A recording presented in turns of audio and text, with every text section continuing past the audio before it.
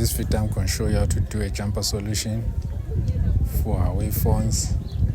So as you can see, this is my jumper wire. This is that's a ground wire.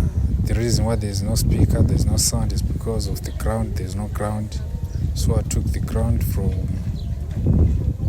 the charging port. So let me play music